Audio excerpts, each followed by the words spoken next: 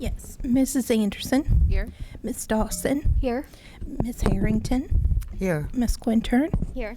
Mr. Rickett. Here. Madam Chair, the clerk certifies the presence of a quorum. Thank you. Stand for the Pledge of Allegiance. I pledge allegiance to the flag of the United States of America and to the republic for which it stands, one nation, under God, indivisible, with liberty and justice for all.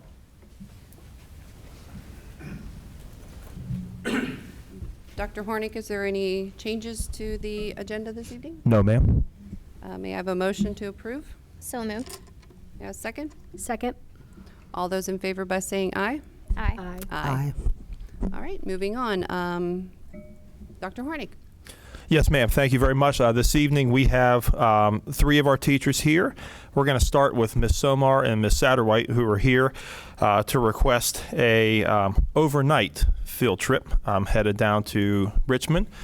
And ladies, if you'd like to come forward and explain a little bit what you all will be doing and your students. And then Ms. Jamerson will have you come up for your 2. All right. Well, like Dr. Hornick said, we're overnight to Richmond in April. This is our All Virginia Honors Ensemble trip. So we had 8 students that were selected for various all-state ensembles. We have 4 of my choir students in our SATB choir, 1 of my choir students in the SSA choir, and 2 percussionists, 1 in orchestra and 1 in symphonic band. Yes.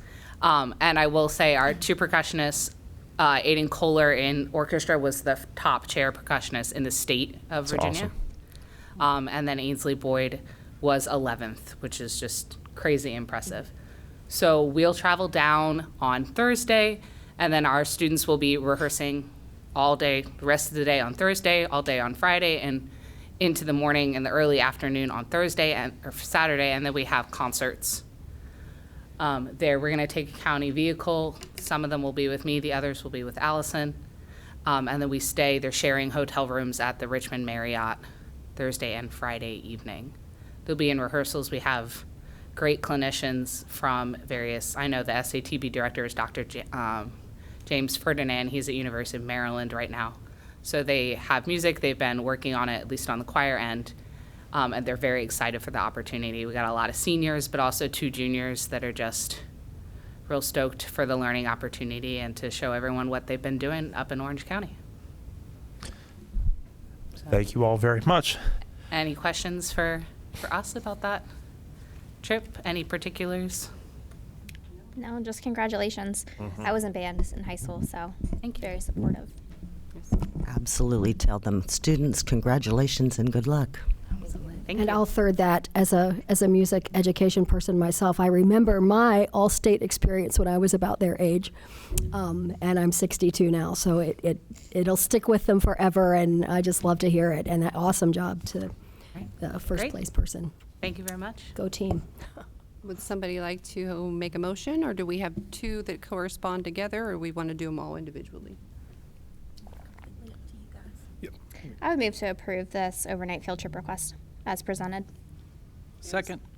All those in favor by saying aye? Aye. Aye. Aye. All right. Great. Thank you very much. Thank you, Madam Chair, members of the board. Thank you, Ms. Somar and Ms. Satterwhite. Next, honored to bring forward Ms. Jamerson, and she has 2 conferences. One, I believe, is leadership, and the other is for our drone group. Right. Correct. So Ms. Jamerson? The first trip is the first weekend of May, and that is actually the state TSA leadership conference, and we also compete. And we have done this for this will be the 3rd year that we've gone, and generally our students do very well. Not sure the exact number of students yet that want to go. We have to register by Friday. But I drove the white bus last year, and another group of teachers came with a van with other students and luggage, and they... Good news, Ms. Jamerson. We now have 3 of those. Thank you, Justin. We now have 3 of those white 14-passenger vans, thanks to Justin and Gary's good work on being able to secure them. So hopefully that will help you all this year. So that's the first trip. Okay. The second trip, I wrote a grant that NASA funded, and we went and competed at Langley and won the competition.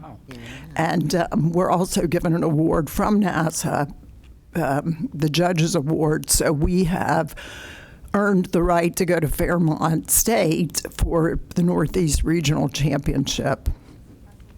It's the same weekend as graduation, so the seniors that don't do that one are going to go the first weekend of May to do a different drone competition in Hampton.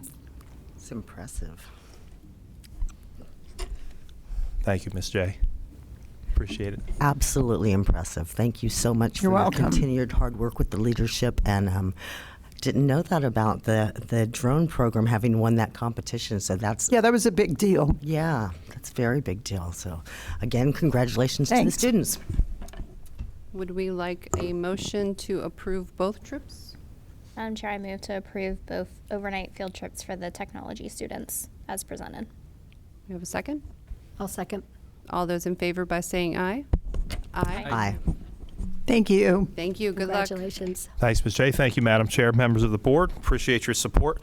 Next, I'll bring Dr. Honaker forward, and we have a presentation of our application for Perkins funding for this upcoming year. And Renee, I'll turn it over to you. Thank you. Good evening. I come to you tonight to ask permission to submit the applications for Carl Perkins Grant. This year we had around $92,000, $91,871 to be exact, and it'll probably be slightly more or less, and doesn't vary that much from year to year.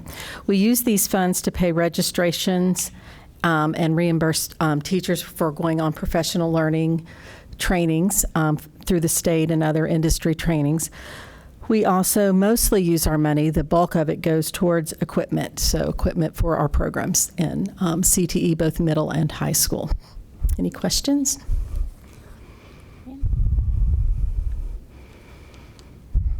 Would we like to go ahead and approve this one as well? Like to make a motion to approve the Perkins grant application. And I will second that motion. All those in favor by saying aye? Aye. Aye. Thank you. Thank you. Thank you. Thank you very much, Madam Chair, members of the board. Thank you, Renee. Next, speaking of transportation, Mr. Sarver is bringing kind of yearly surplus. Yes, sir. Good evening, everybody. I'm bringing forth 9 vehicles this evening for recommending declaration as surplus property, 7 of which are school buses, 2 are pickup trucks. Mostly age and condition related reasons for their disposal.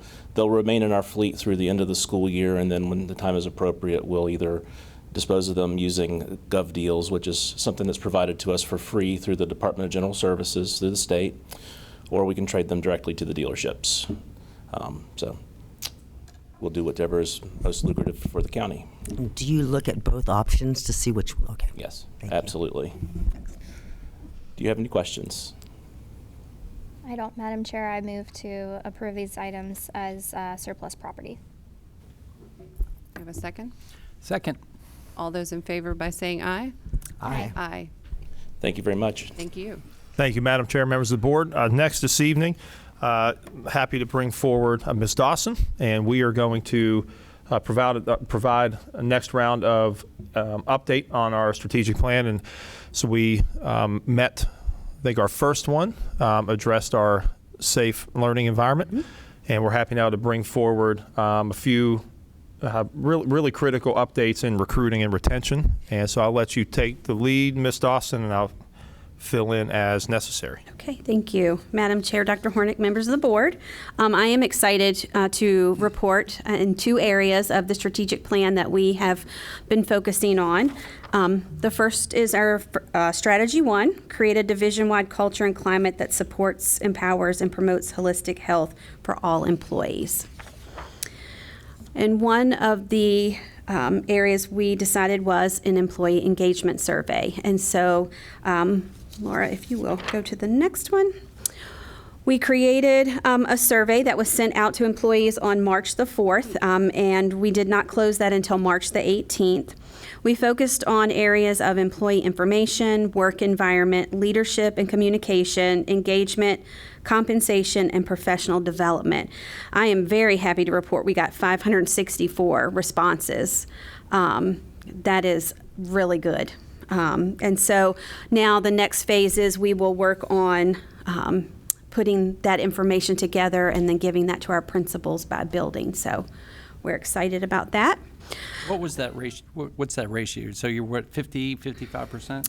So we have a roughly 800 employees. Oh, so you're higher than that. Yeah. Wow. We're higher than that. That is impressive. Would we be able to get a copy of the results of that? Yes. Thank you. Yes. Yes, we will absolutely share that information with you all. And this gives us a starting point. And so then we can do another one in the fall and then the spring. So we're excited for that information. And the results were good overall. I was very pleased. The second area is staff recognition. As you know, we've had Teacher of the Year every year since I've been here. And this year we increased our staff recognition to include Rookie Teacher of the Year. So that's any teacher that has 2 or less years of experience. Student support person, so this would be individuals who are social workers, our school psychologists, our student support coaches, individuals who aren't necessarily teachers but are supporting students as well. And then support person of the year, so all of our non-exempt, our bus drivers, instructional assistants, and so on. We are wrapping up Teacher of the Year, and we will have that done in early April, so. And those other ones will be this year as well? Yes, yes. So we ran the nominations together. So we ran it through our Frontline portal, and each staff member had access to nominate in any of these areas that they chose to do. Yes, and then this information is then given to the principals. Yes. We also wanted to highlight, and these are just very few examples, but we wanted to highlight some recognitions that are happening in our buildings. And so Prospect Heights, for example, they do Meet the Teacher. And so you'll see that they put together an information sheet that goes out, and it's given to students, parents on their Facebook page. Locust Grove Middle School does what they call staff shout-outs, and that's an example of what that looks like. And then here at Teak, Dr. Hornick heads up You Rocked It. And so you can nominate someone for a You Rocked It award, and he comes around and gives you a rock that says OC on it and a certificate. And OC rocks, it says on it. OC rocks. Yes, but you have to give it let's back. Put this all together here for Yvonne.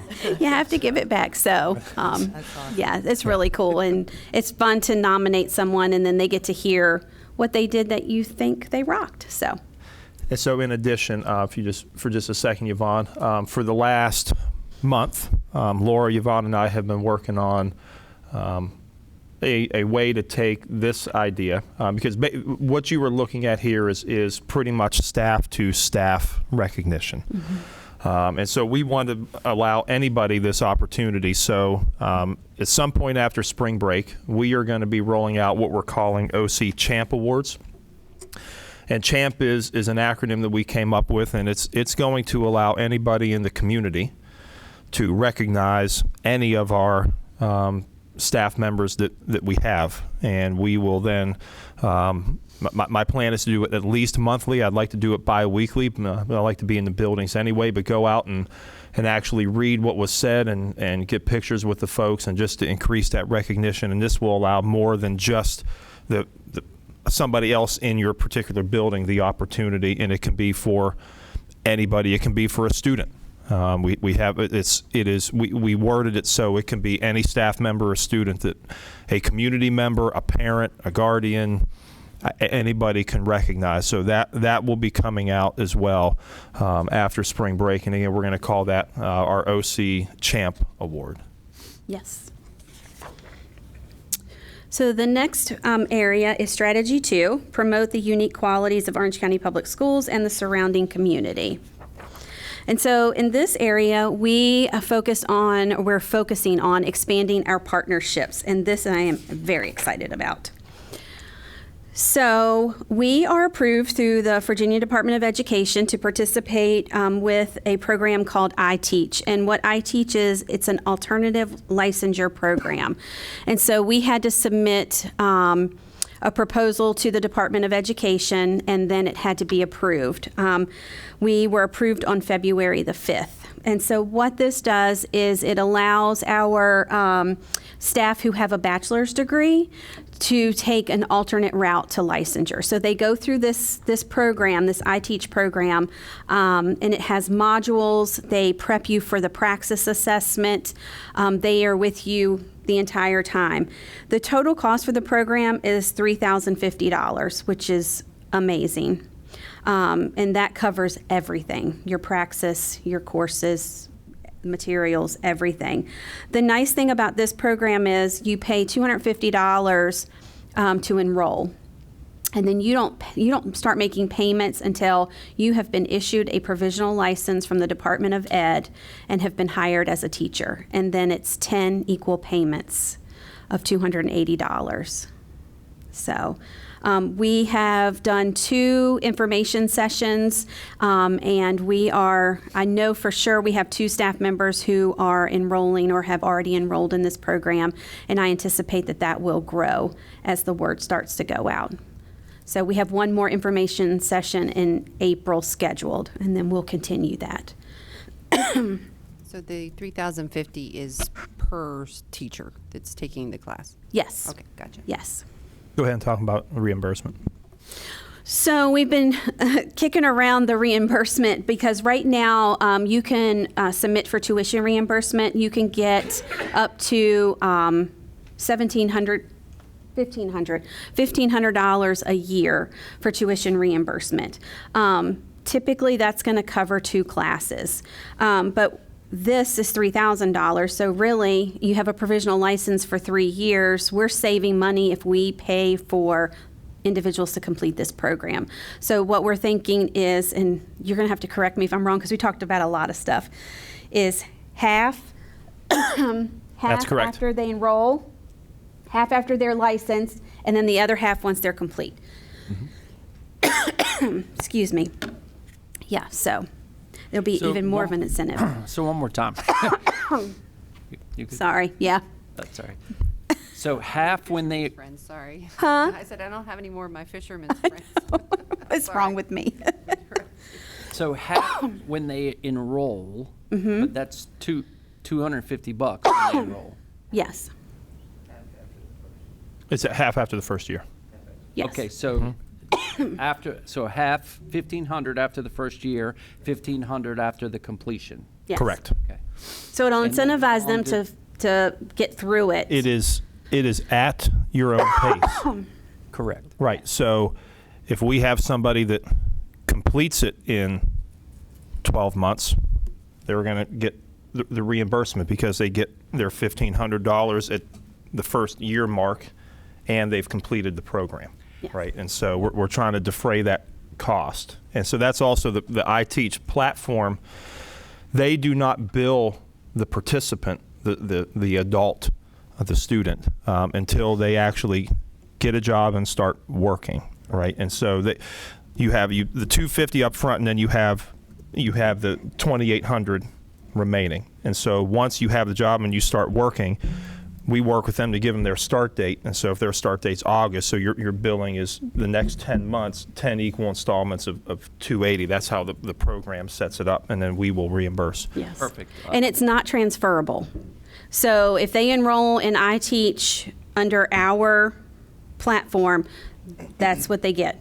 iTeach under our platform. And so the hope is that we're going to increase our participation and we're going to be able to sustain our employees because, they're going to sign a tuition reimbursement agreement that says I'm going to work for you for X number of years. Or That's my question. That was my Yes. question too. Yes. Is there also a stipulation on if you don't complete or you don't pass the program? Yes. Yes. Yes. So this will be a separate tuition reimbursement agreement because it will be a little bit different. Yes. And iTeach doesn't allow you to string it out. I think No. they require you 3 to years. complete in 3 years too, right? So iTeach also has parameters that it can't be Yeah. dragged out. What are you thinking tuition reimbursement? 2 years commitment? Back to us? So Yes. You have right now it's 2 years.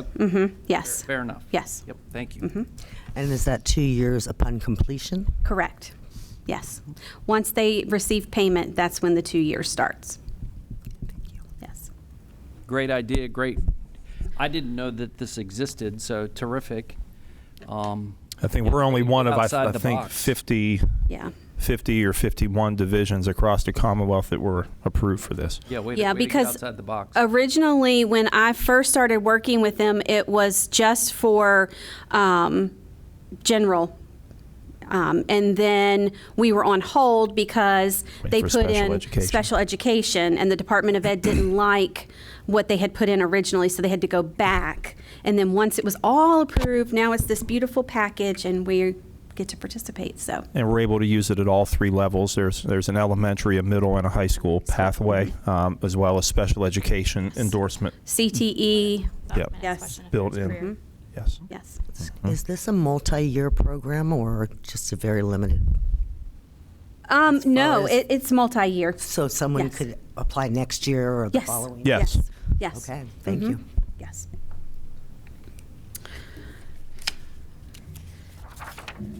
So our next partnership is with Mary Baldwin, and we have been able to expand that partnership. And this allows us to offer discounted tuition at a rate of $250 per credit hour versus $460. So we are definitely able to save our employees money. It's also online, and there are multiple routes. So Dr. Hornick asked me, well, who goes into what?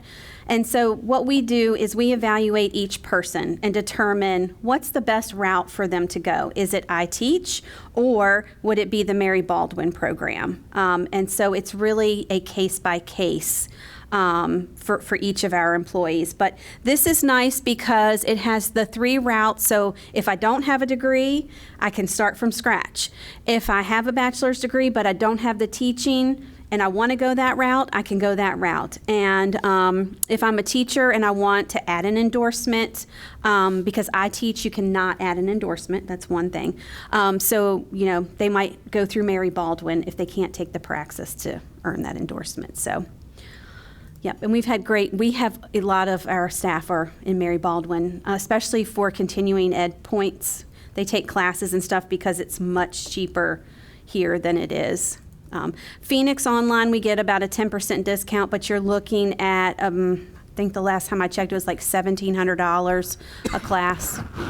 So, big difference. Are you working with Mary Washington as well? That's coming up. Lab school. Yeah, the lab school. Yeah, that'll be Dr. Hornick's baby. We're going to report on that next week. Wonderful. Are both of these online programs? Yes, yes. Dr. Hornick, the next slide is yours.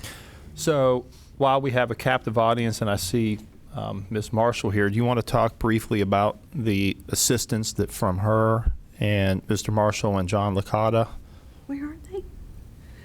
Hi. And yes. how that I assisted this know. year, and how our money quickly dried up. And Yes. I might be coming on the 28th to ask the Ed Foundation for initial some more licensure money. So we did receive such a nice donation from Mrs. Marshall and Mr. Licata, and we were able to pay for the initial license fees for our new hires.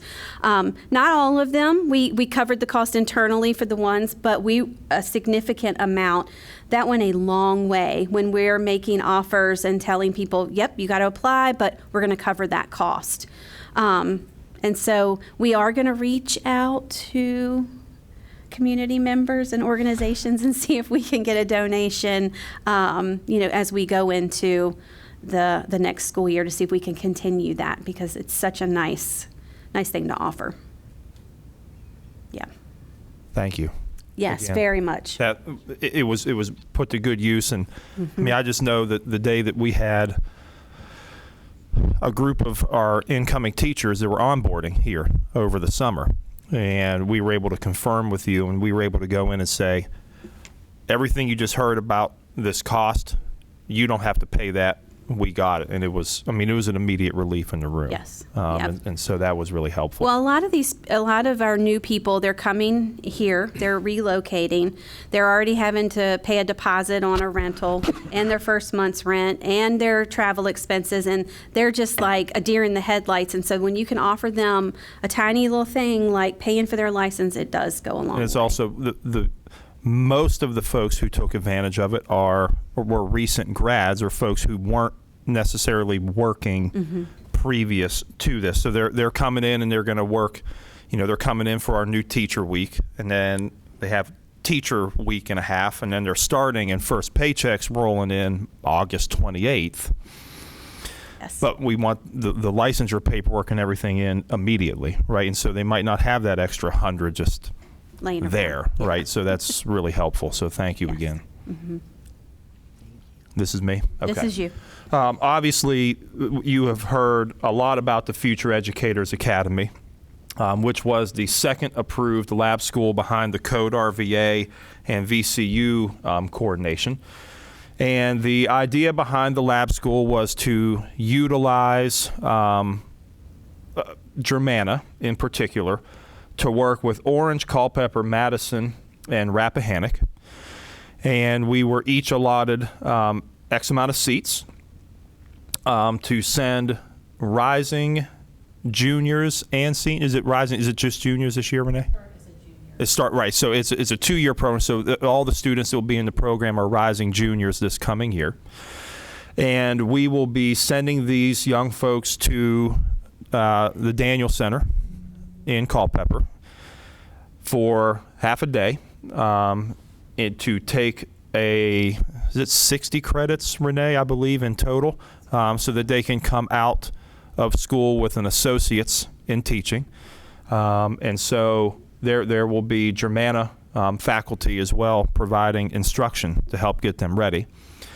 From there, after you have the associate degree, Jack, I believe this is what you were talking about, they will be able to go to places like James Madison, and we are close to finalizing with Mary Washington. I know they're very supportive. With Pete Kelly, who heads up their School of Education, was talking about our lab school, and it seems like that's just coming down to final details. So they will be able to go in, and essentially they're walking in as juniors. And they're able to finish their teaching degree in 2 years. And right now, the grant funding covers all of the expense for the dual enrollment. So there's no out-of-pocket expense for our students to participate in the lab school. And then they can go and get this expedited pathway back into the teaching force. And of course, coming back to previous comments, part of the investment is for them to come back and teach in one of these 4 counties to give back to the region that supported and bolstered their efforts to become teachers. And so we are very excited, and this is certainly more of a more long-term than I teach or Mary Baldwin, because those were already adults. These are talking about high school students, but students who see this through have just cut a bunch of money that they have to owe and a bunch of time that they have to do at the post-secondary level. So the Future Educators Academy is a tremendous win for this region, for sure. Renee, if I get anything wrong here, please feel free to correct me. We are also going to be bringing back next year at the high school. Renee is working on this feverishly with Mr. Price as we speak, a Teachers for Tomorrow program, which will have the same ultimate goal of increasing interest in teaching. And we are going to be, our plan is to partner with Educators Rising and this is, it is curriculum that is matched to adhere to national board certification standards. And that is the type of curriculum that will be delivered to our students. And probably looking at sophomores and up, Renee? okay, for this program. And so we'd really like to get a section or possibly two at Orange County High School. We are definitely going to offer it. How many sections will be based on the student requests. But this is another program in addition to the Future Educators Academy that we will be bringing to the high school next year, this fall.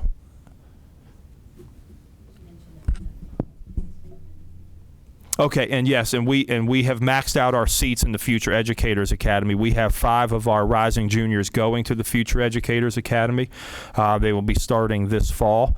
And at last check, we had the most students out of all of the high schools, including both of Culpeper's, Madison, and Rappahannock County high schools. And so we're very excited about. We did a lot of pushing to get folks involved, and so these are two. Again, these are really good wins for education and trying to help grow our own. So. And lastly, we have increased our self on social media and developed an HR LinkedIn page. And so Dr. Hornick has been asking me to do that, and I'm like, I don't know anything about LinkedIn. I still really don't, but I'm trying to learn. But this is a way for us to highlight our recruiting happenings, and I'm looking at the job openings feature. That one costs you money, so we've got to see about that one. But you'll see Mr. Price there. Mr. Price actually recruited this year in North Carolina, which we have not done in a very, very long time. He went to East Carolina University and Appalachian State University, and we have already hired individuals from that. So, yes, very excited. And then we had Mr. Johnson, lawyer, and Mr. Johnson and Mr. Wilson went to PERC, they went to PERC. That's, Pennsylvania in Monroeville, Education. outside of Pittsburgh. Yeah, they said that was terrible, which it usually is for us because they put Little Orange in between all these huge districts who are, writing contracts right there and offering sign-on bonuses, and so. Well, I'll tell you. So we went to the event on Saturday, and I asked lawyer, because it was just last Wednesday that it was hosted, and I asked him how many applicants there were. So I remember PERC from the days from 2009, 10, 11, 12, where it was hundreds, if not thousands, of college kids looking to get a job. And you would get a line of a couple hundred people lined up for Allegheny County, which surrounds Pittsburgh, because that's everybody wants to stay home and teach there because they pay well, and your union and the whole 9 yards. And so you would just roll down and say, when you don't get hired by them, here's, at the time it was Stafford County or it was Orange County or whatever. Last year there was only there was under 300 college students last year, and there was just a shade over 300 this year, as a sign of the times as far as people looking to go into the profession, from once that it was pushing 1,000 down 700 or more. That's kind of the unsettling part. Yes. But we aren't going to stop being out there, that's Nope, for sure, we're whether not, it's a digital presence, right? or our physical presence at job fairs. We are going to continue to do that for sure. Absolutely. And you also sent me something recently about HBCUs. Yes, so we Should've put that in registered with the Historically Black Colleges and Universities. It's a national website, and they have it broken out by state. And so we're one of the school districts in Virginia that we're listed there, and they can click on us and they can go to our page and they can see all about us. They can see our vacancies, and so we've expanded there as well. Thank you, Yvonne. Thank You're you, welcome. Madam Thank Chair you. and members of the board. Thank you very much, Yvonne. Yes. Thank you, Renee, also for your hard work. Appreciate it. Thank you very much. All right, moving on. Board member items. Letter A, public comment guidelines discussion.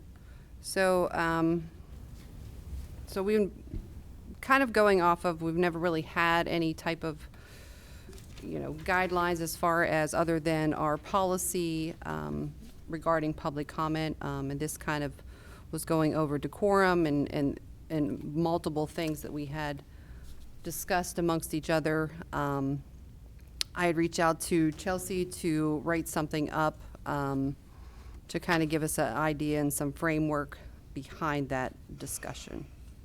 So I open it up for any comments or discussion.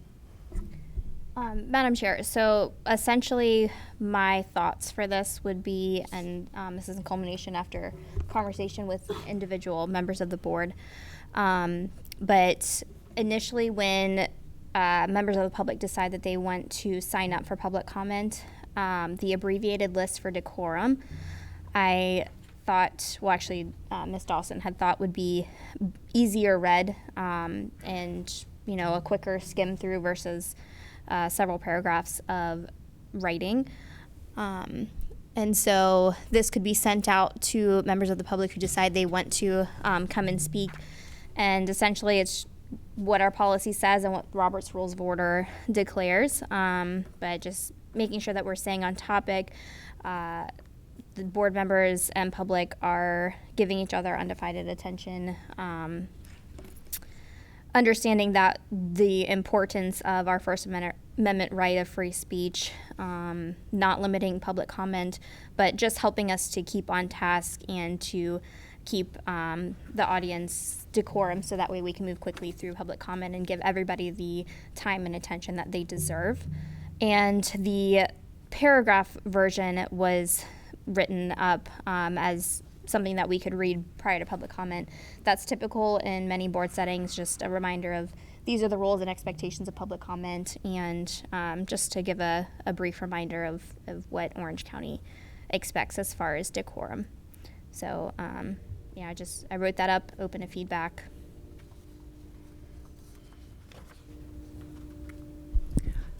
Hi, I'm just trying to understand why we're taking time to develop this specific policy at this point. Well, there's policies already in place, but it's just so that way we can have easier time during public comment. I know I like to give the speakers my undivided attention, and it just helps to focus on why we're here. So making sure that the comments are addressed to us and not to staff. They're speaking to the board. Understanding that, and I know this is a big comment that I get often, is that we don't engage with public speakers, and that's because we can't. Engagement can happen. You can call us up. You can send us an email. We can go back and forth that way. But just so that way there's an understanding of what the expectations are, so nobody feels like, oh, well, I asked you a bunch of questions, nobody's answering me. I feel like that, I don't want people going away saying, well, they're not talking or they're not listening to me. I want the public to understand what is public comment, what's the purpose of it, and it'll just give us a better experience overall. So it appears that some of the information is relative to members and some to the public. Is that correct, or is this all specifically for the public? It's for the public's understanding. So, for instance, line item number 2, it does address board members, but it's so that way the public knows that when we're sitting up here and listening, it's because that's our duty to listen. We're not going to be able to answer questions from the board. And have we had an issue with individuals using offensive language, engaging in vulgar or profane behavior? Is this relative to a concern that has been expressed? Previously, yes, I've been addressed as Mr. Quintern as a way to try to dig. There's been language, there's been, people not yelling but getting loud and animated. So there is recorded evidence of things like that happening. Right now, I don't know that it is, but I think that as we have a new board coming in, it would be important to establish expectations early on. Yeah, I think ultimately that was my goal, was that we really haven't had any type of, notification or anything other than what our policy already states, but something that was given out when a member or of the community would sign up to speak.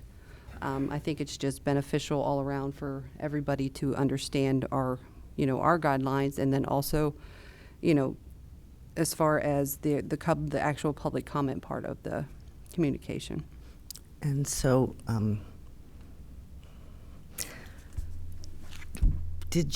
wasn't the page or the information that was given out to members of the audience or the public recently amended a little bit to provide them further understanding of what those things reflect? Which are you talking about? I thought that we had a cover page or something for public comment, and that it had specified, there had been some changes to it recently. No? Not that I'm Okay, aware of. I include some of the guidelines in the public comment item on the agenda. Is that what you're Yes, referring? that's exactly what I was talking about. So, again, it does also already appear that we have something relative to that. I have not experienced any of the offensive language or vulgar issues. I'm not saying that you haven't, so I respect that also, but I just don't understand. Again, it seems to me that we need to be talking about what's going on with our students. And we spend a lot of time on governance type of things and not necessarily policy, but that this is something that possibly could be addressed at a later time as we talk about more of a retreat relative to governance and governance development. Yeah, I think that, towards the beginning, I think you had concerns about the governance stuff that we had talked about originally. So in my mind, this kind of goes along with that, playing into that particular, our guidelines, how we're going to react, or, things like that. I think it falls under that category as far as governance, excuse me. So again, I don't see an issue. I mean, other than we're reading it at the beginning of public comment, and they're getting an attachment to their email if they sign up, or getting their email when they sign up by the phone. So, I mean, I think it's well written, and I don't see anything that would be. Is there anything that you have concern over in? I would have a concern relative to our public's First Amendment rights, just to make sure that maybe this has been reviewed by legal. I don't know if we've had any type of input from someone outside of the board or administration relative to this policy, and I don't know. It doesn't seem to me that it's policy. We already have the policy reference in place. It's simply a gentle reminder of expectations, and I don't think that's a bad thing to establish. Definitely not a bad thing, but again, it just seems as if we're spending a lot of time on things that are not necessarily improving student education or instructional opportunities, or that they are aligned with our school board's strategic plan.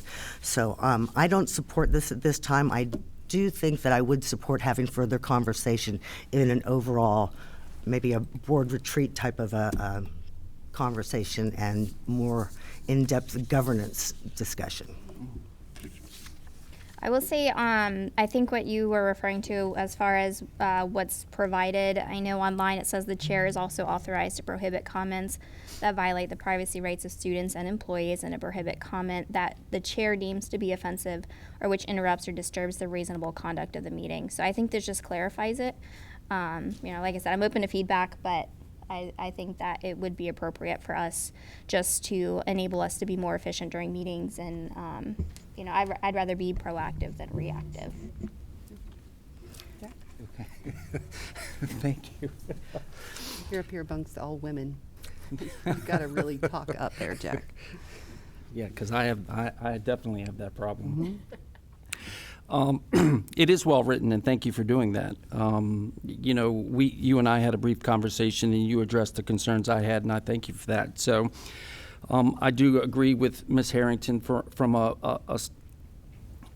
we have a policy in place, and we're reinventing the wheel a little bit. So okay, fine. I'm fine with it as it stands today. I'm not a huge fan of it being read. I think if Ms. Byram can email it. You're receiving phone calls, and emails when people want to speak. So, you know, I mean, to Ms. Harrington's point, okay, it's here, looks fine. Let's move on to something, something a little bit different. You know, her point to me was, we're reinventing the wheel a little bit, but nothing wrong with defining it.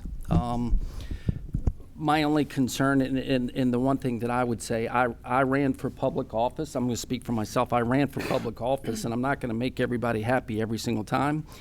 And the citizens in District 3 have every right to say what they want to say. They have every right, and I don't have a right to stop them. So I don't believe this board has a right except being threatened. Completely agree with you. So that being said.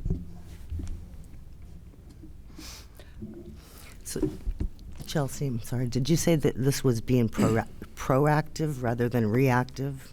Yes, this would, in my opinion, it would help to highlight the things that what we expect as a board. For instance, if someone has a comment about processes or policies, that should come to the board, but they shouldn't be addressing staff directly. And you know, their comment opportunities is to address the board as a collective.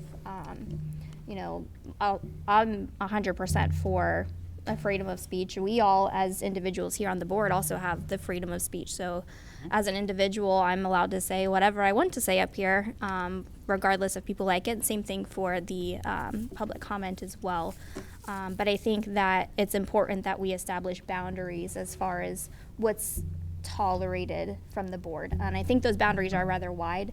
I don't necessarily think that we have ever said or interrupted during a public comment time, but it's just so that way there are those boundaries that we can highlight and stay on target, on focus during our meetings. Have we had concerns or complaints expressed?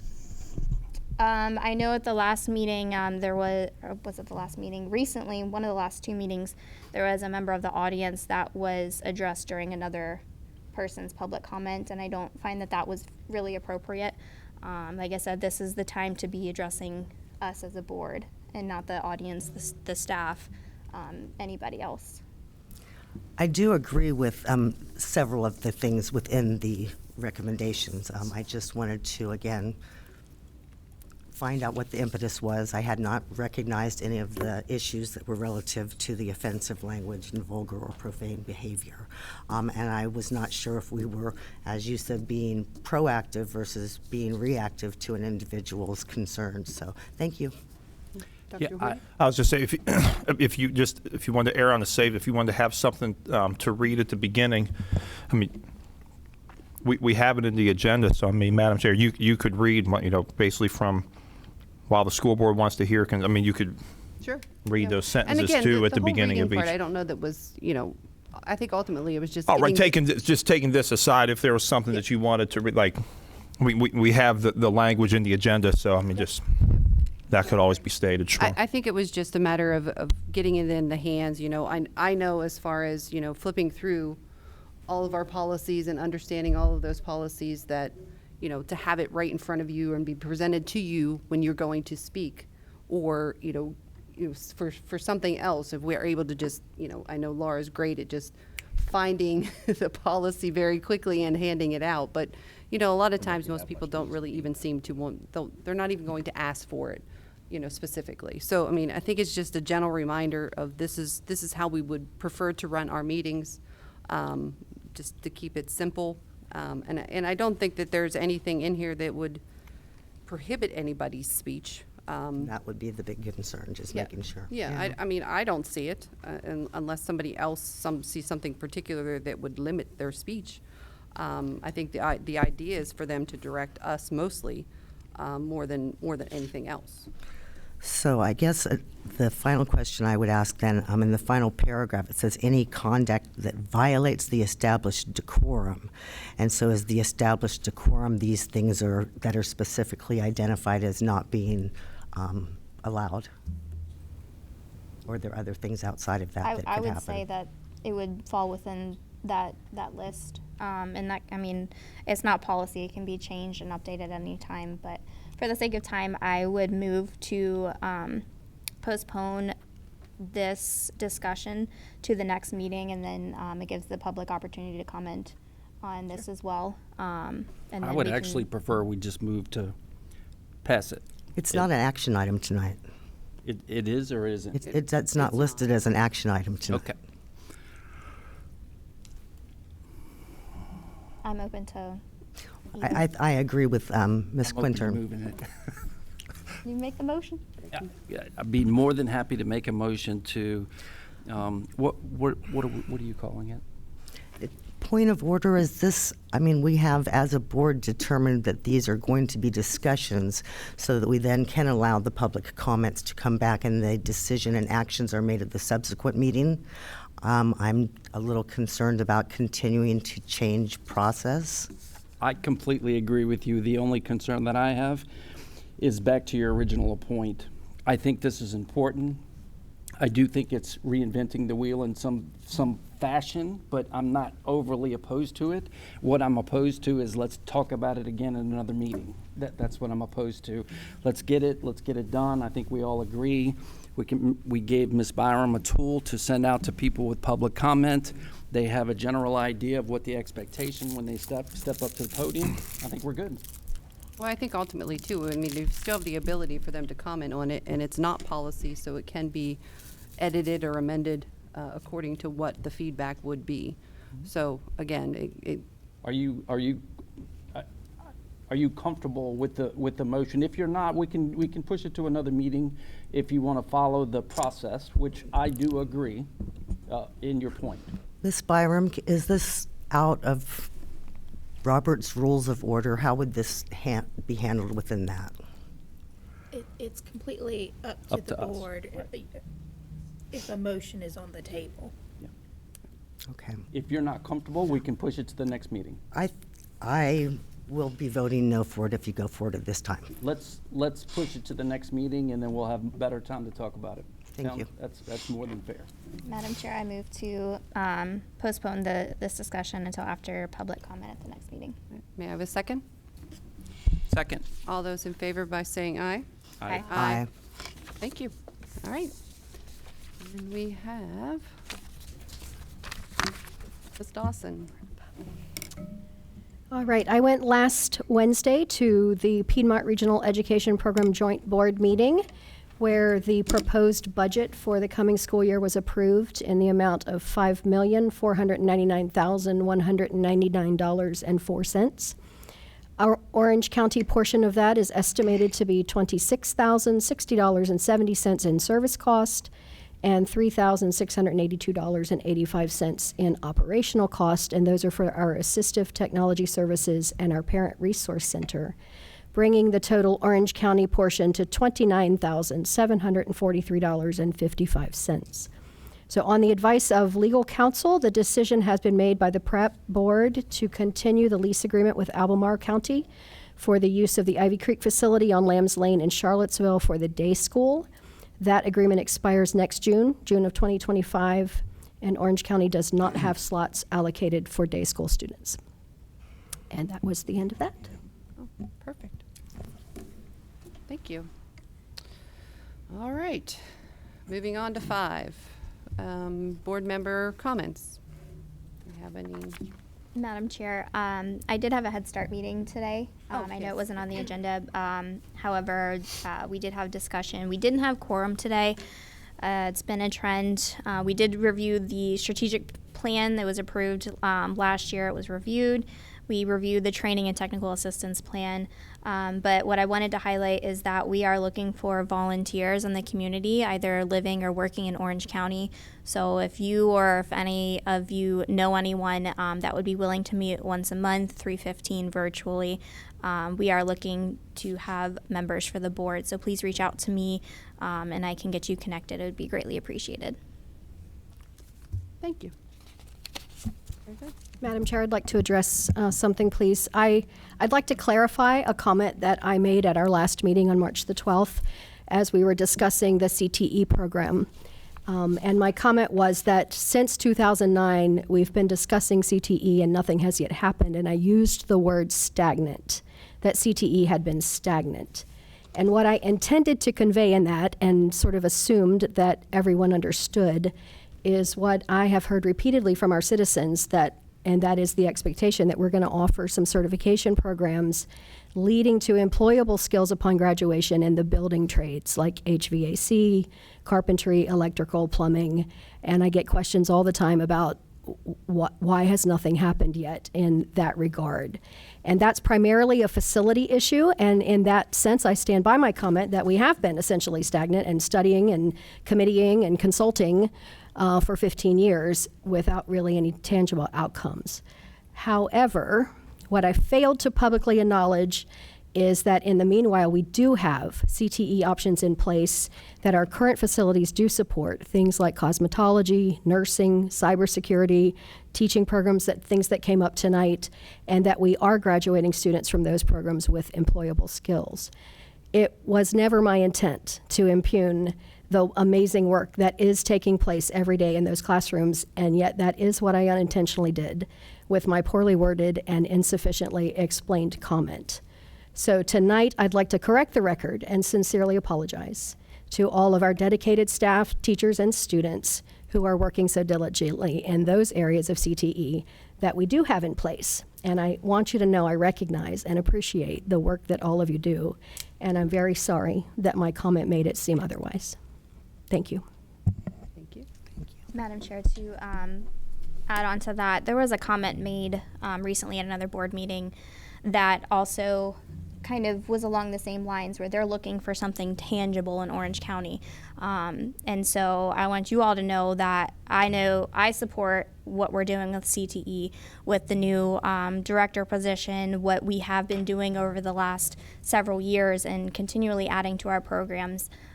So I was kind of offended at the comment where it said that we had nothing tangible. I know as a board, we're working very hard and are diligent with things such as the legislative committee, where we can advocate for our staff, our students, Orange County. And so I also wanted to take time just to clarify that, because it wasn't very professional in the way that was stated, and I did take a little bit of an offense to that. So I do support Orange County, the work that you're doing, Dr. Hornick, and I just wanted to make that clear as well. Thank you. Sandy? Thank you. I would like to respectfully ask the board if they would consider allowing a young senior in our high school to come forward next week. He has spent quite a bit of time researching and is interested in proposing to the board a student body-led democratic process where the student body has elections. And I don't know all of the details. I would like him to explain it to you, but then that information comes to the board. The board would have the ability to interview a candidate or multiple candidates to make the final decision, or if the board felt that the student body would be the best place for that decision to be made, they could have that occur. But it would be a non-voting student representative position to the board. And I think that it just continues to show our support for our students as far as thinking outside the box, being willing to communicate and work with the board to understand maybe some of the impacts that or the issues that students feel need to be addressed. And again, it is a non-voting position. I believe they recently approved the same type of position in Albemarle, I think. Don't quote me on the actual county. I can find the information and share it. But I would like at least for the board to give this young man an opportunity to come present his information. He has presented it to the high school principal previously, who had told him to reach out to the superintendent. I just happened to run across him at the Blue Ridge Governor's School and had a conversation with him, and so he has reached out to me to ask me to advocate for this. So just wondering if we could add it to the next agenda. I would be happy to hear. I know as of right now, I would be opposed to having a student representative, but I am definitely willing to hear the presentation, and maybe he can change my mind. Sounds great. Would that be okay with all of us? Just so it doesn't need action, just thumbs up? Okay. I think Sounds great. Laura, we Thank you can- very much. Gentlemen, to the agenda for next time. I have one other thing. So I have been in contact with a gentleman in regards to a speaker for my first town hall. I have flyers here. Laura was grateful to get me a QR code that I was not able to do, but I have flyers that you're all more than welcome to have, and I will have some for the public too.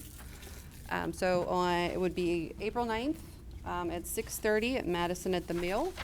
The gentleman that I have speaking is Brad Huddleston. He's a speaker, consultant, teacher, and author on important issues such as technology and culture. So he has spoken to hundreds of thousands worldwide on advantages of well-used technology tools and the dangers of growing trend towards technology addiction. So I think it would be, it's a great opportunity for the public to come out. I chose to have it off-site so that it wasn't necessarily for, the school. It was more for the whole community to be involved. And then also, we will have time if there's questions that you wanted to ask me or Mr. Huddleston.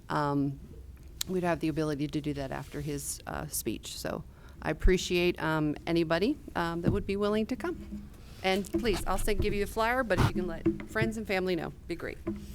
Excuse me, can I have a just clarification? I know we have talked at our reorganizational meeting about possibly moving school board meetings throughout the county, different locations. And I thought we had talked about town halls very minimally, but I didn't realize it would be individual town halls and not something that the board would be doing as a board. Well, from my understanding, the town hall was more of an option. We had the choice whether we wanted to do it as a group or if we wanted to do it in. But we haven't discussed it subsequently. You're opposed to me having a town hall? No, I misunderstood. I thought we were going to be talking about having board meetings going throughout the county, rotational board meetings, and that some of those board meetings may be held in a town hall type forum for the whole board.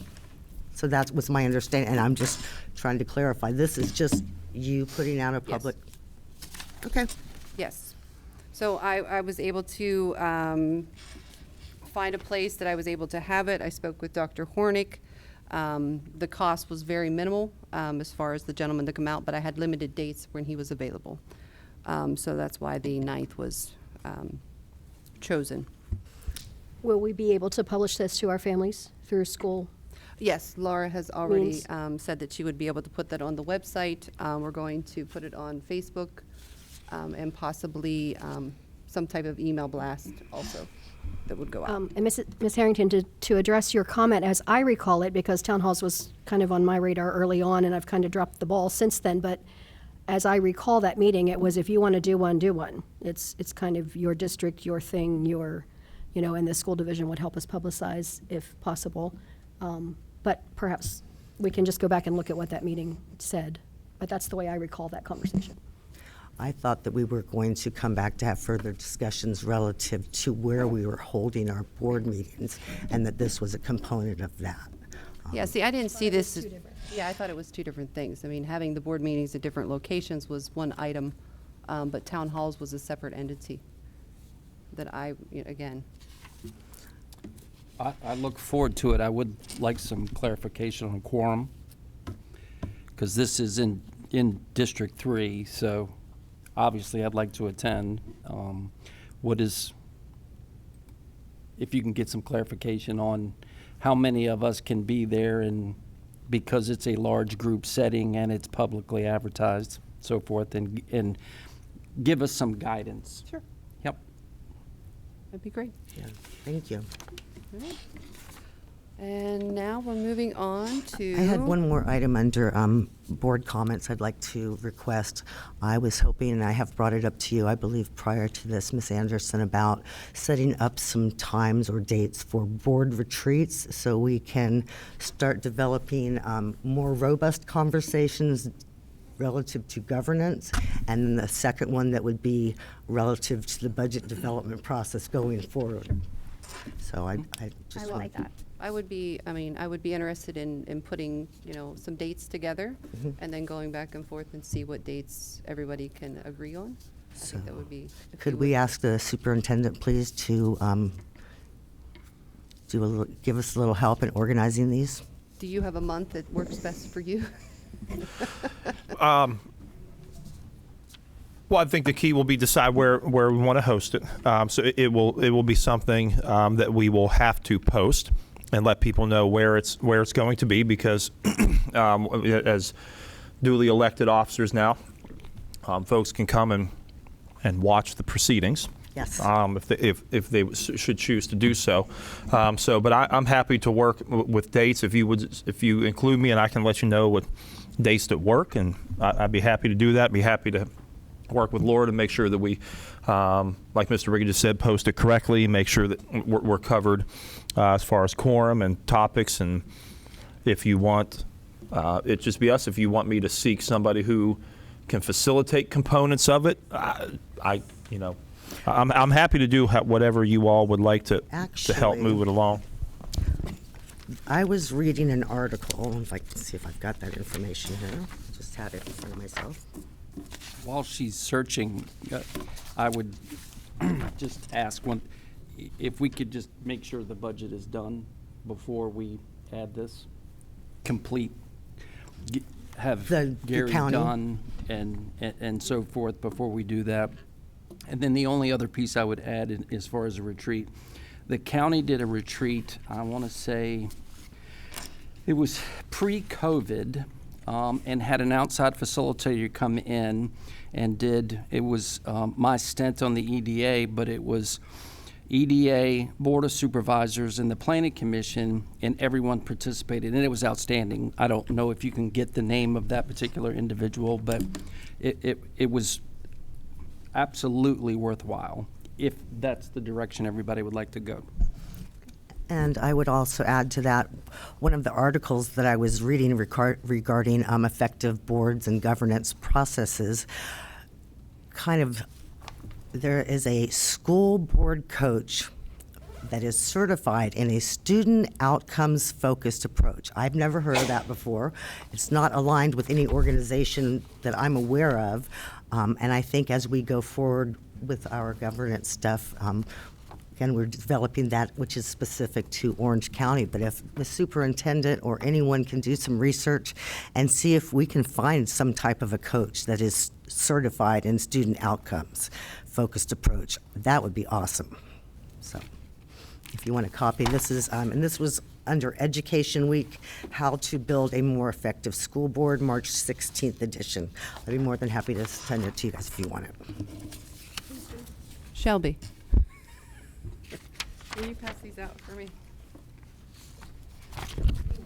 And my final comment, based off of Ms. Harrington's comments, I would like to propose we add the board meetings to next week's agenda, talking about moving them around within the county.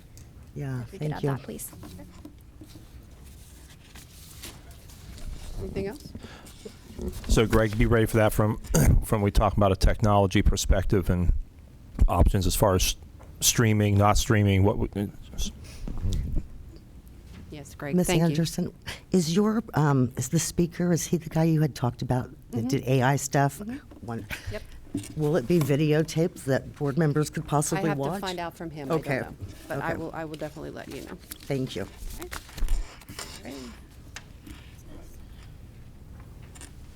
Moving on to closed session certification, please. Oh, sorry, not yet. Take that back. Oh. I Excuse just wanted me. to- Can I say one Calendars more first, thing? yes, ma'am. Yes, go right ahead. Thank you. I'm up here complaining about not spending enough time talking about students, and I almost forgot to recognize the students that I was really fortunate to be able to interview last week during the high school job cafe. And I was just completely blown away by the range of children and the amazing preparation that the school division is providing them in order to get ready and go forward for jobs as they get older and ready to go out in a career. And I have a whole bunch of thank you notes here that those students provided. I won't read you all of them, but I'm going to read you the first one. It just says, "Dear Ms. Harrington, I just really wanted to say thank you for your time. You are a very good listener. You are honest and you give great advice. I truly do appreciate you for your time. Have a wonderful weekend, sincerely." And I won't read the students' names, but again, over 300 kids participated in this interview process, and they were impressive, so it was very cool. Thank you. Thank you for the update. May I have a motion for a closed session, please? Madam Chair, we are Did I miss a whole section? Section number 6, please. I'm ready to get out of here. I'm so sorry. The draft, April 8th. The only things were the decorum and discussion about the meeting locations. The student, Yes, so And we, the student, yeah, so I guess we'll be pretty much gutting this agenda and starting over. We had a lot taken off of there today. Yes, we did. And We then if- accomplished a lot. If potentially, if we want to take a look, maybe moving it to the 15th as a potential, just I'm sorry, I didn't hear you. just asking the board if anybody would be opposed to considering doing the meeting on the 15th as opposed to the 8th. I personally think that's a really wonderful idea Thank you. because the 8th is the first day back from spring break Yep. and it's the eclipse That's right. Oh, that's right. and life is going to be crazy. So a week to get back into that would be wise, in my opinion. Yes. I would not be available. opposed to that. Yeah. Thank you. So Laura, now you have to change the whole date and everything. Yeah, I mean, I'm gonna throw the agenda out. You just start over again. Well, the nice thing is, part of the reason this now makes it so we're not trying to get an agenda together, and Laura's trying to post it over the spring break, and it's just just very much appreciate that. Well, Thank you all. I mean, do I appreciate know there was another one. Was it Christmas that was kind of the same thing? So Yes, maybe and the beginning of the school year as well. yeah, Yes, so maybe ma'am. we reconsider something along those two later on, obviously. But all right, review of board calendars.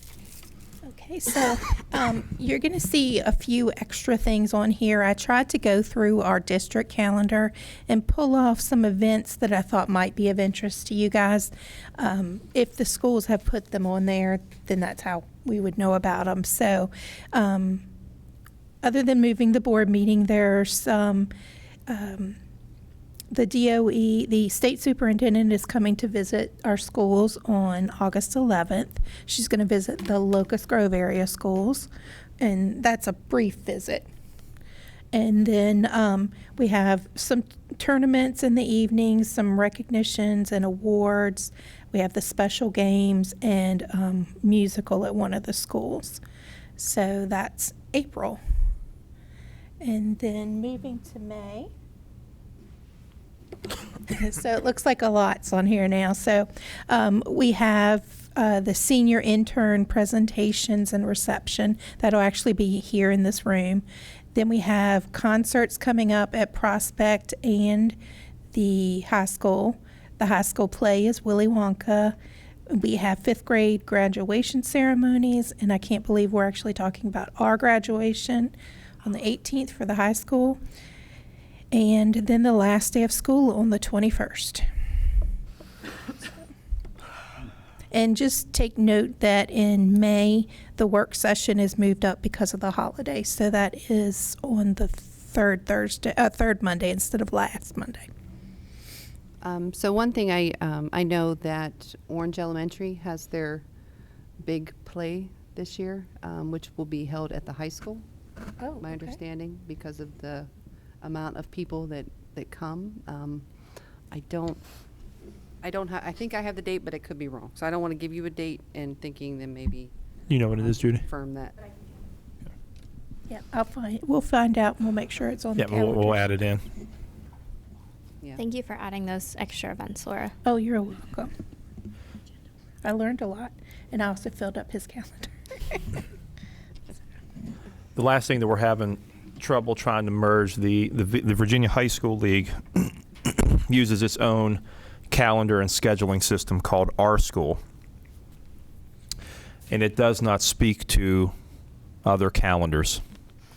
And so sporting events governed under the VHSL aren't an automatic pull to the Google Calendar. So that's been a little bit of a frustration, one that we can't change because that is the high school league's platform, but that's why things like some of the games and stuff aren't automatically populating on here like we would otherwise want them to. You can easily get them from the high school website, but they're not pulling onto a master calendar like information that our schools are adding on. So Greg's steadily working on that to see if we can find some way to merge those two systems that currently don't speak to one another. Dr. Hornick and Ms. Byram, I want to thank you for getting this and bringing this forward to us with as much as you're able to get on there. So thank you very much. You're welcome. Thank you. And to tag on to, I'm thinking you can see this on my computer, but to tag on to what Dr. Hornick was saying about the sports, I did add a link to the calendar page. So when you scroll down to, this is the calendar that has all of the school events on it, and of course you can sort that calendar using the sort button. But up here, I did put a link. Obviously, it's on the high school page, but it's also on the district page. Thank you. Perfect. Thank you. Thank you, Laura. You're welcome. And Dr. Hornick, Yes, ma'am. before we adjourn, would you just remind the public and the board of our volunteer day and? Oh, yes. And I think I will send it to the board this evening. I have the spreadsheet. I believe, Mr. Price, we got the information in, so we have all of the time. So on this Friday, we are doing our second annual day of service, and we're tying it to an orange and blue spirit day as well. So all of our sites are participating in any number of activities, and I have those on a Google sheet that I will share with the board here with the times. And we did it last year with really, really very well received. And so we're happy to bring the day of service back. And all of our levels and all of our buildings will be participating this coming Friday. We're going to be doing some landscaping here.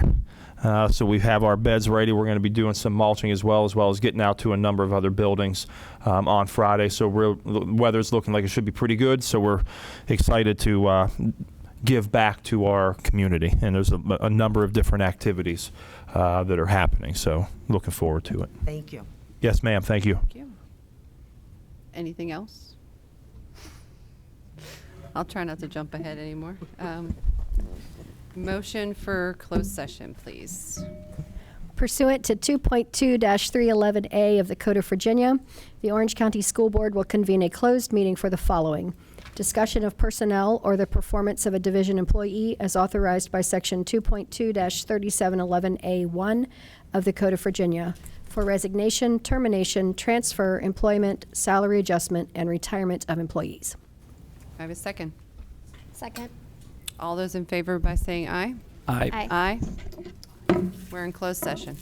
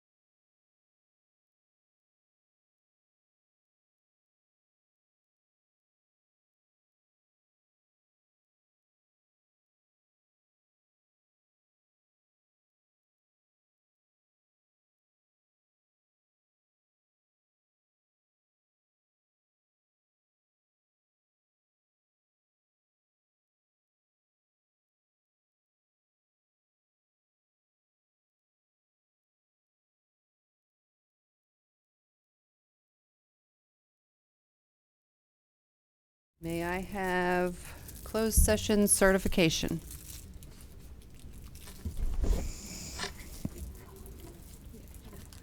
No, that's after this one. Whereas the Orange County School Board has convened a closed meeting on this date pursuant to an affirmative recorded vote and in accordance with the provisions of the Virginia Freedom of Information Act, and whereas 2.2-3712D of the Code of Virginia requires certification by this school board that such closed meeting was conducted in conformity with Virginia law, now therefore be it resolved that the Orange County School Board hereby certifies that, to the best of each member's knowledge, 1, only public business matters lawfully exempted from open meeting requirements by Virginia law were discussed, and 2, only such public business matters as were identified in the motion by which the closed meeting was convened were heard, discussed, or considered. Ms. Byram, may I have roll call vote, please? Second. Oh, sorry. Second. Thank you. Ms. Anderson, Aye. Ms. Dawson, Aye. Ms. Harrington, Aye. Ms. Quintern, Aye. Mr. Rickett. Aye. Madam Chair, the clerk certifies the vote as follows: 5 yes votes, no no votes. The resolution is approved by a 5-0 vote. Dr. Hornick, deposition of personnel action. Yes, ma'am. Recommend the approval of the personnel actions as presented in closed session, please. May I have a motion? I make a motion that we recommend approval of the personnel agenda to include resignation, transfer, retirement, and employment of staff, and extracurricular and coaching appointments. Second? Second. All those in favor by saying aye? Aye. Aye. Is there anything else? Move to adjourn. I second. Adjourn. Thank you. Yes, sir. And then the OES, Miss, the OES is Wednesday.